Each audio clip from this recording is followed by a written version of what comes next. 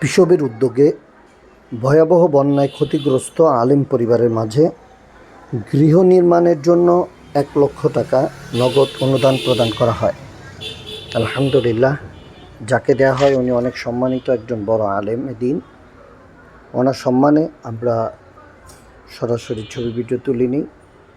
আল্লাহ তাআলা হুজুরের বাকি জরুরতকে পূরণ করে দেন এবং পিসবকে কবুল করেন।